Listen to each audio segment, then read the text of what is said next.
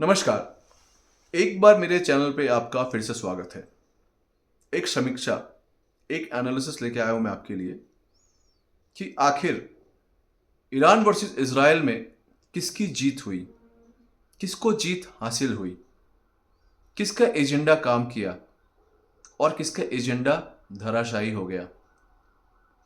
फिलहाल अभी तो सीज फायर का बिगुल बज चुका है, उस खित्ते में शांति है, फिलहाल शांति है।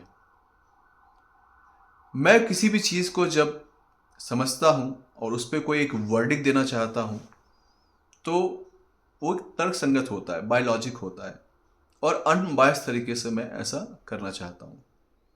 अगर मैं इसको उसी हिसाब से देखता हूं तो मुझे ईरान एक क्लियर कट विनर दिखता है कि ये जीत ईरान को हासिल हुई है, क्योंकि एक एजेंडा के तहत अमेरिका और इजराइल इस वॉर में आए। उनका एजेंडा बहुत ही क्लियर था, चाहे कुछ भी हो जाए, किसी भी कीमत पर ईरान को एक न्यूक्लियर स्टेट नहीं बनने देना है। और इसी एजेंडा पे इस युद्ध का परिणाम निकलता है। अगर ये एजेंडा फुलफिल हो जाता, अगर वो ईरान को रोक देते, तो शायद अमेरिका और इजराइल दोनों जीत जाते। लेकिन ऐसा नहीं कर पाने से ये युद्ध ईरान ने जीता है। काफ़ी मशक्क़त की इजराइल ने, एड़ी चोटी का जोर भी लगाया, लेकिन वो इसमें असफल रहा। 10 दिनों तक उसने अमेरिका का वेट किया। ट्रंप साहब को उसने कॉल किए, विनती की कि आप इस वॉर में आकर हमें मदद करें। आखिर में ट्रंप आया भी। उसने B-2 बॉम्बर से न्यूक्लियर प्लांट्स पे, जो ईरान के न्यूक्लियर प्लांट्स थे, उन पे मिसाइल भी गिराए, मिसाइल दागकर उनको बर्बाद बर्बाद भी किया।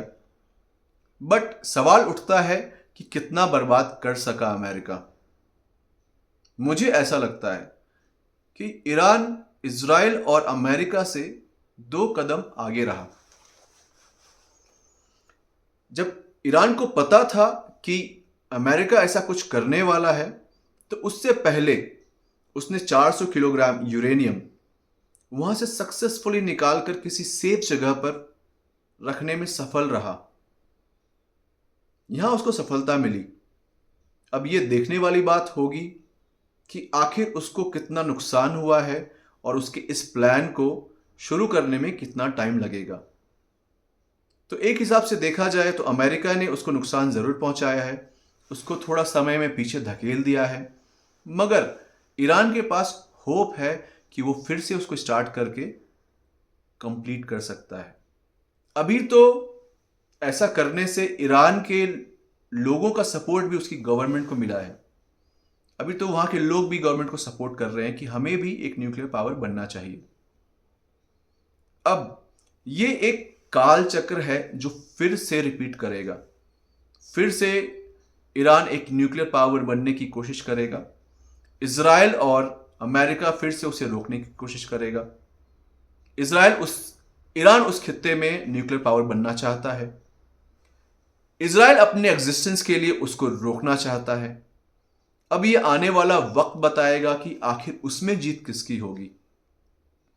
फिलहाल तो सीज फायर है, अभी के लिए शांति है, लेकिन ये शांति कब तक रहेगी कोई नहीं जानता है। मुझे तो ऐसा प्रतीत होता है जैसे तूफान से आने का पहले सन्नाटा है, वैसा ही कोई मंजर अभी आपको खाड़ी के देशों में देखने को मिलेगा। तो मेरा जो तर्क था वो इसी पे आधारित था। इसीलिए मैंने बोला कि मुझे ईरान की जीत इसमें दिखती है। अगर आपको इसमें कुछ अलग दिखता है या आप मेरे से अग्री नहीं करते हैं तो मुझे आप अपना तर्क बता सकते हैं। अगर आप मुझसे अग्री करते हैं तो वो भी आप मुझे कमेंट बॉक्स में लिख के बता सकते हैं। अब थोड़ा आगे बढ़ते हैं, मोसाद की भूमिका को जानते हैं। इस वॉर में भले ही इजराइल हार गया, बट क्या मोसाद अपनी भूमिका को निभाने में सफल रहा? क्या वो ऐसा कर सका?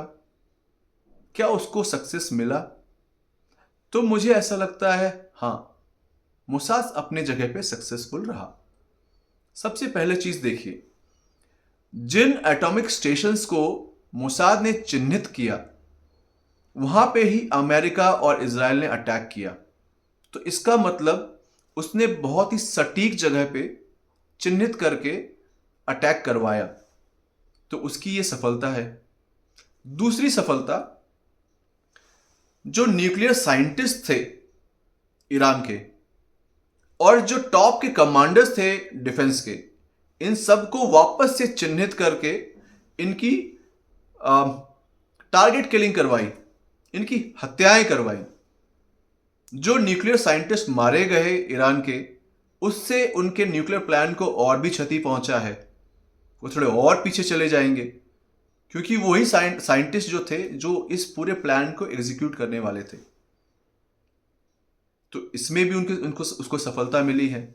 तीसरी चीज क्या है, जो न्यूक्लियर प्लान से रिलेटेड जो कॉन्फिडेंशियल डॉक्यूमेंट्स थे, जो दस्तावेज थे ईरान के पास, उसको चोरी करने में सफलता मिली मोसाद को। उसने ये डॉक्यूमेंट्स चोरी करके एज अ प्रूफ पूरी दुनिया को दिखाया कि ईरान सबसे झूठ बोलकर यह न्यूक्लियर पावर बनने की कोशिश कर रहा था, और हो सकता है कि वो परमाणु बम बना लेता आने वाले 20 दिन में, 1 महीने में या 2 महीने में, जिससे इजराइल के एग्जिस्टेंस पे खतरा था। अब उसके पास एक ही जायज एक आंसर है दुनिया को देने के लिए कि हमने आखिर ईरान पे क्यों ये वॉर डिक्लेयर किया, हमने अपने मिसाइल्स क्यों दागे ईरान के न्यूक्लियर प्लांट्स पर। तो अभी ये पूरी दुनिया देख चुकी है। तो इसमें भी इसमें भी मोसाद को सक्सेस मिला। आप साइबर अटैक के तहत देखिए, जो भी कंप्यूटर से रिलेटेड डॉक्यूमेंट्स था उसको भी मोसाद ने डिस्ट्रॉय किया, जिससे ईरान को काफी नुकसान झेलना पड़ा। तो इन सब चीजों को जब आप आंकते हैं, इन सब चीजों को जब आप देखते हैं, लॉजिकली सोचते हैं, तो आप अच्छे से कह सकते हैं कि आखिर इजराइल की हार जरूर हुई, लेकिन मोसाद इसमें सफल रहा।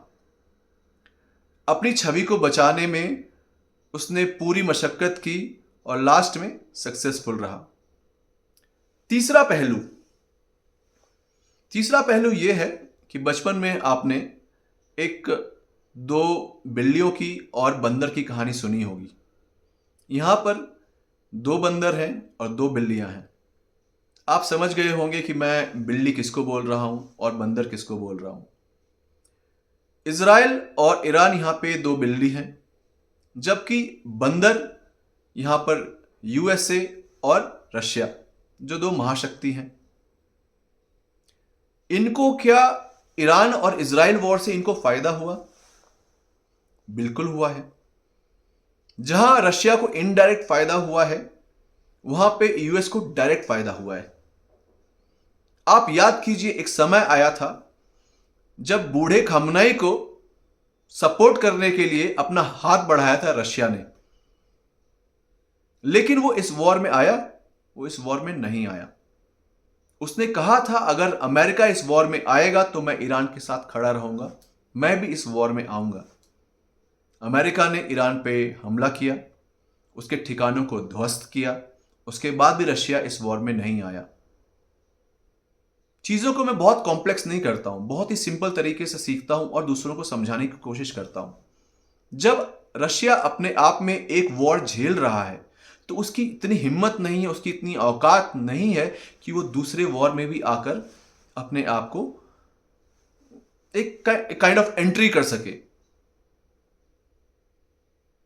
लेकिन अमेरिका इस वॉर में आया और अमेरिका को डायरेक्ट फायदा हुआ। रशिया को फायदा किस चीज में हुआ है? उसके जो तेल संकट आने वाला है दुनिया में, या आ चुका है, जो क्रूड ऑयल का संकट है, जो नेचुरल गैस का संकट है, उस पर जो प्राइस हाइक होएगा, उसमें रशिया को फायदा मिलेगा। तो इस वॉर में नहीं आने से रशिया को फायदा हुआ। अमेरिका को तो डायरेक्ट हुआ है। इजराइल अमेरिका का स्ट्रेटेजिक पार्टनर है, डिफेंस पार्टनर है। भले ही नाटो के देश और अमेरिका इजराइल को सपोर्ट करते हैं, लेकिन भैया सबसे बड़ा रुपया, अगर अपना जाखिरा जो खाली किया है इजराइल ने, उसको रिप्लेनिशमेंट के लिए एक रिक्वेस्ट जाएगा अमेरिका के पास कि हमारे भंडार को फिर से भरो, उसके लिए क्या लगता है? पैसा लगता है। और अमेरिका को क्या पसंद है? अमेरिका को पावर और पैसा पसंद है। अमेरिका एक बिजनेसमैन है। इसके लिए इजराइल को एक मोटी रकम देनी पड़ेगी। 66% ऑफ डिफेंस डील वो अमेरिका के साथ करता है, तो एक मोटी रकम उसको अमेरिका को देना पड़ेगा, जो अमेरिका के लिए फायदे की बात है। और अमेरिका कल किसके साथ खड़ा हो जाए कोई नहीं कह सकता है। कल को वो अगर ईरान के साथ भी खड़ा हो जाएगा तो मुझे कोई ताज्जुब नहीं होगा। तो इस तरीके से इन दो महाशक्तियों को बाहर से खेल देख के मजा आया और इनको फायदा भी हुआ। नुकसान किसको हुआ? नुकसान हुआ इजराइल को और ईरान को। उनके पीछे एक युद्ध के बाद ऐसा मंजर रह गया जहां पे सिर्फ लाशें हैं, बर्बादी है और कुछ नहीं। वहां की सरकार को यह सिचुएशन को सामान्य करने में टाइम लगेगा, तो आप लोगों की हालत समझ सकते हैं। खैर, ये मेरा एक समीक्षा था, एक एनालिसिस था। इसके तहत पे मैंने आपको समझाया कि आखिर ईरान इस वॉर को क्यों जीता है और मोसाद अपनी भूमिकाओं में क्यों सफल रहा है, और अमेरिका और रशिया को कैसे फायदा हुआ है इस वॉर में, इन दोनों को लड़ाकर और बाहर से देखकर कितना मजा आया। अगर आपको मेरा वीडियो अच्छा लगा तो प्लीज़ इसे लाइक कीजिए, शेयर कीजिए, सब्सक्राइब कीजिए। मैं कोशिश करूंगा और भी अलग अलग तरह के सब्जेक्ट्स पे वीडियो बनाऊं, आपके सामने लाऊं, और आप थोड़ा मुझे मोटिवेट कीजिए। तब तक के लिए मुझे इजाज़त दीजिए। नमस्कार, जय हिंद।